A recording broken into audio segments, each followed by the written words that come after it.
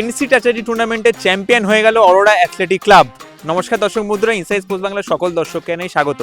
আজ আমরা পৌঁছে গেছি সল্টলেকের যাদবপুর ইউনিভার্সিটি ক্যাম্পাসের মাঠে, অর্থাৎ জেইউর মাঠে, যেখানে কিন্তু এনসি চ্যাটার্জি ট্রফি, অর্থাৎ জানেন আপনারা সেকেন্ড ডিভিশন টি20 তার ফাইনাল ছিল। West Bengal police sports club বনাম অরোরা অ্যাথলেটিক ক্লাব। এই যে West Bengal police sports club, Nityaranjan Majhi যার ক্যাপ্টেন, সেই টিম কিন্তু ময়দানে গ্রিয়ার মাঠে 359 রান করেছিল এবং সেই টিমই আজকে ফাইনালে উঠে সারা টুর্নামেন্টে ডমিনেট করে মাত্র কিন্তু 140 রানে আটকে গেল।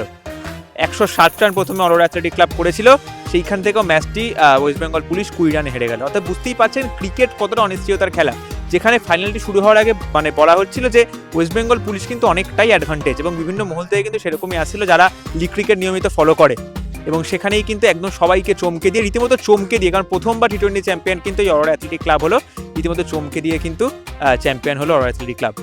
বিপ্লব অধিকারী ব্যাটে 38 রান এবং হাতে 3 উইকেট বলে। এই 160 রানের মধ্যে গুরুত্বপূর্ণ 38 রান এবং যে 3 উইকেট নেওয়া, সেটা কিন্তু খুবই গুরুত্বপূর্ণ। এবং ম্যাচে যদি দেখা যায়, ম্যাচটা কিন্তু যতক্ষণ বিপ্লব অধিকারী কিন্তু যতক্ষণ বল করতে আসেনি, ততক্ষণ কিন্তু ম্যাচটা একেবারে ওয়েস্ট বেঙ্গল পুলিশের পক্ষেই ছিল। কারণ একটা সময় তাদের বাকি ছিল জানেন কত, 48 বলে 55 রান। এখান থেকে টি20 জমানায় যে কোনো টিম কিন্তু এখান থেকে সহজেই ম্যাচটি জিতে যাবে, কিন্তু সহজ তো ক্রিকেটে কিছুই হয় না এবং কোনো খেলাতেই হয় না, ম্যাচটিকে শেষ করতে হয়। এবং এই ফিনিশিং লাইনেই বারবার আটকে যাচ্ছে ওয়েস্ট বেঙ্গল পুলিশ। কেন বারবার কথাটি বললাম, এর আগেও ওডিআই টুর্নামেন্টও ইন্টারন্যাশনাল ক্লাবের কাছে কিন্তু হেরে গেছিল, যে সেকেন্ড ডিভিশন যে ওডিআই টুর্নামেন্ট হয়, যেটা এক সপ্তাহ আগেই হয়েছিল, সেখানেও কিন্তু হেরে গেছিল West Bengal police, runners up হয়েছিল। এবং এরপর এইবারেও কিন্তু রানার্স আপ হলো ওয়েস্ট বেঙ্গল পুলিশ। আজকে এই ফাইনালের দিনে সিএবির বিভিন্ন কর্মকর্তারা কিন্তু উপস্থিত ছিলেন, তারা কিন্তু পুরস্কৃত করলেন, দুই টিমকেই পুরস্কৃত করলেন। এবং ওয়েস্ট বেঙ্গল পুলিশ বারবার ভালো খেলা সত্ত্বেও কেন বারবার ফিনিশিং লাইনে আটকে যাচ্ছে, এর উত্তর কিন্তু দিলেন অধিনায়ক নিত্যনন্দ মাঝি। এবং আমরা অবশ্যই অরোরা অ্যাথলেটিক ক্লাবের ক্যাপ্টেনের সঙ্গে কথা বলে নিয়েছিলাম আমরা, কোচের সাথে, কর্মকর্তা, এবং অবশ্যই আজকে ম্যান অফ দ্য ম্যাচ বিপ্লব অধিকারী, সবার কথা আপনারা শুনে নেবেন ইনসাইড স্পোর্টস বাংলার পর্দায়।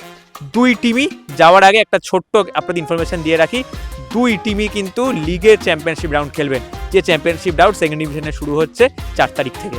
সেই আপডেট যদি আপনারা দেখতে চান অবশ্যই আমাদের জানাবেন, সেই আপডেট আপনাদের সামনে তুলে ধরার যথাসাধ্য চেষ্টা আমরা করব।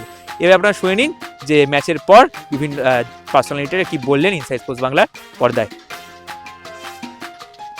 দীর্ঘ পথ পেরিয়ে আজকে এনসি চ্যাটার্জি চ্যাম্পিয়ন, কি বলবে? খুব ভাল লাগছে, জুনিয়রদের নিয়ে টিম করা হয়েছিল প্রথম কথা। সিনিয়র বলতে আমি আর বাড়ি গিয়েছিলাম, আর বাদ বাকি সবাই জুনিয়র। এতটা পথ অনেকটা কষ্ট করে আমরা এসেছি, অনেক টাফ ম্যাচ জিতেছি, আজকে জিতে এসে আজকে চ্যাম্পিয়ন হয়েছি, খুবই ভালো লাগছে। মানে এর মতো আর কিছু আর হতে পারে না। আর সামনেই কিন্তু লিগের চ্যাম্পিয়নশিপ রাউন্ড, এটা তার জন্য বাড়তি মোটিভেশন। অবশ্যই তাই, এত সুন্দর খেলেছি, এরপরে লিগটাও আমরা ভালো খেলবো, আমাদের নিজেদের প্রতি একটা বিশ্বাস আছে, সবাই অবশ্যই ভালো খেলবো, আমরা লিগে আরও ভালো খেলবো, এর থেকে বেশি ভালো খেলবো আজকের ম্যাচে। না, আমরা যখন ব্যাট করছিলাম উইকেটে একটু বল আটকে আসছিল, একটু অকওয়ার্ড বাউন্স হচ্ছিল, তখন আমরা ভেবেছিলাম 150 রানটা যদি করা যায় 20 ওভারে তাহলে ঠিকঠাক হবে। আশা করি আমরা ডিফেন্ড করে দিতে পারবো, বড় মাঠ, বের করা কঠিন বল।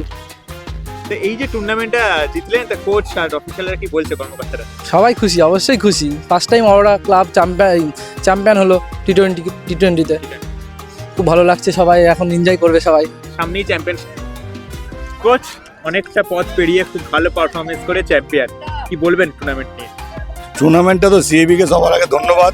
এই দুদিন আগে যে প্রাকৃতিক দুর্যোগে বৃষ্টির মধ্যে যে টুর্নামেন্টটা করিয়েছে, হ্যাটস অফ টু সিএবি। একটা দুর্দান্ত টুর্নামেন্ট, দুর্দান্ত উইকেট, দুর্দান্ত পরিবেশ, তাতে আমার ছেলেরা খুবই ভালো খেলেছে। পুলিশ টিমও খুব ভালো টিম ছিল।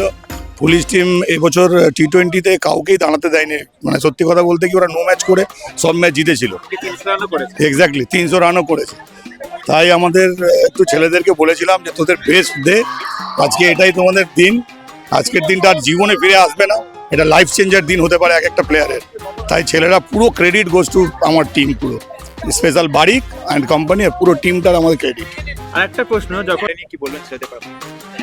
এটা একদিনে হয়নি, প্রথমেই সবাইকে কংগ্রাচুলেশন। এটা দীর্ঘদিন ধরে যেরকম মানুষ যেরকম ঋষি মুনিষেরা তপস্যা করে, সেরকম ক্রিকেট প্লেয়ার হোক, ফুটবল প্লেয়ার হোক, যে কোনো প্লেয়ার হোক, তাদেরকে তপস্যা করতে হয় শিখরে ওঠবার জন্য।